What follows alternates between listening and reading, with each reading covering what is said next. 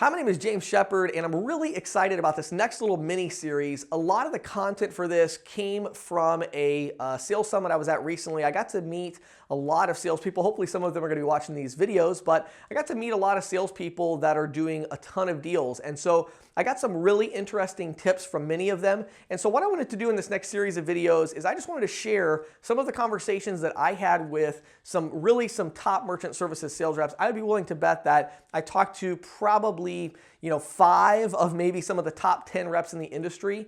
And I just am really excited to share some of the information about them. These are tips from individual reps who are doing an extraordinary number of deals, between 200 to 300, maybe even 400 deals in a year, selling merchant services. And so I just wanted to talk to you about what they're doing, how they're doing it, and give you some tips. So as I talk to these different salespeople, I heard a lot of different, obviously, strategies and different tips. One thing that really stayed consistent throughout all of them, and I'm going to focus specifically on one rep that I talked to that does about 300 deals a year, is the idea of treating this as a job so that it will pay you like a business. Okay, treating it like a job so it'll pay you like a business. And what I mean by that is the one standard thing that was across the board with all the different reps that I talked to at this particular summit that were all very, very successful in the industry is they all told me that they work minimum 9 a.m. They're at their first business. 5 p.m., maybe 4 to 5 p.m., they're leaving their last business, okay? So even if they have to drive maybe an hour or so to get to that first stop, they're there by 9, they're leaving by 5,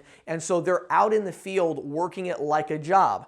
And so if you want it to pay you good money, like a really good paying job, you have to work it like a job. And so that was the tip that I learned. Now, the thing that really, though, goes beyond that is I was amazed at the level to which these top reps were managing themselves and getting themselves psyched up to make that happen, because it is not easy to get out in the field from 9 a.m. to 5 p.m. at all. And if you actually want to accomplish that, there's some things that you really have to be able to do.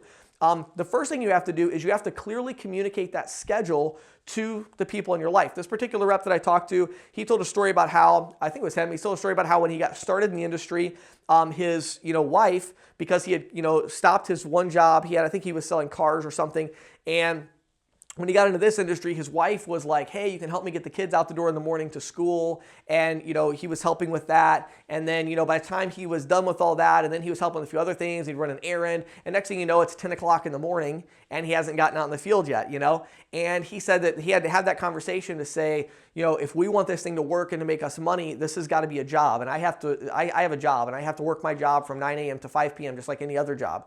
And so that was one thing, is you got to clearly communicate. And again, this is things I heard from multiple people, but talking to your spouse, talking to your kids, talking to your parents if they still are living nearby you, and saying, hey, yes, I quit one job, but I got a new job. And I work 9 a.m. to 5 p.m., Monday, Tuesday, Wednesday, Thursday, Friday. I have 2 weeks vacation, whatever it is, but getting that structure in place. Then the second thing is having strategies to psych yourself up to be able to stay out of the field that long. One particular rep told me that he kind of has a series where his wife is a really great support role for him, where what she does for him is when he gets out in the field, if he's really struggling, he'll call her. And he said the first time he calls her, she knows the spiel and she'll encourage him. Oh, you're good. But how many times have you started off with a rough day? Like, that doesn't mean the whole day is going to be bad. You might make a sale right at the end. Like, you can do it. You got this. And he's like, all right. And then he gets off the phone and he said, then he'll go sell. And then he said maybe a couple hours later, if he still is really struggling and he's thinking about coming home, he'll call his wife again. And she knows her role to play because they've been doing this for a while. And then on that call, she's like, okay, look, being nice, and fluffy didn't work. Look, you got a job to do. Go to work. Like, your family needs you. You need to make money. Stay in the field and get your job done. Get your work done before you come home. Suck it up. You're not the victim. Make a sale, Now, his wife in that case is able to play that role. Maybe your spouse can play that role for you. Maybe you have a pastor or a mentor or somebody else that can play that role. But you need somebody that can play that role for you so that when you're getting discouraged, when you're getting down, you're like, oh man, I just don't know if I can do this. You can call somebody. You have, for me, I have certain videos on YouTube that always really got me fired up. It's funny, I kind of forgot about that until just now shooting this video. But there's a couple Tony Robbins videos that I just love that were so good. And when I'm out in the field, like I'd be down and depressed, and I just like to get this thing. There's a couple other audio programs I used to listen to. I really like Tom Hopkins has this 40-minute audio program.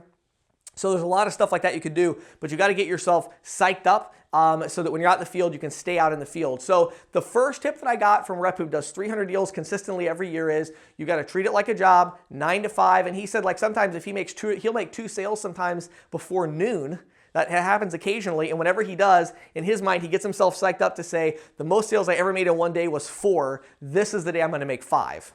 Like, how many reps really can do that? Most of you make 1 sale in a day at 10 a.m.? Forget about it. You're going to veg out on the couch and watch Netflix the rest of the day. Like, I made a sale.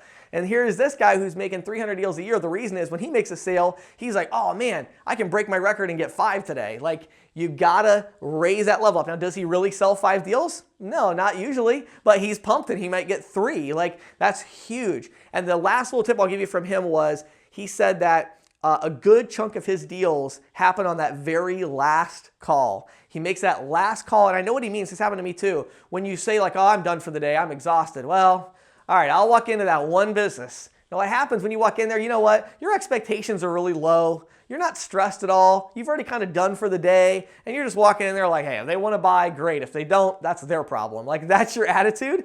That's a great attitude actually to have when you're selling, and you'll walk in there and you'll sell them because you don't care if you sell them. And there's no desperation in your pitch. You're just like, hey, how's it going, guys? You know, and you're just tired. Oh, man. But you just kind of walk in there, hey, how's it going? Here's what I'm doing. And you know what? You'll get that sale. So keep going and do that last deal. So there's a tip from somebody that does 300 deals a year. I would take that one to heart. My name is James Shepard. Thanks for watching and listening.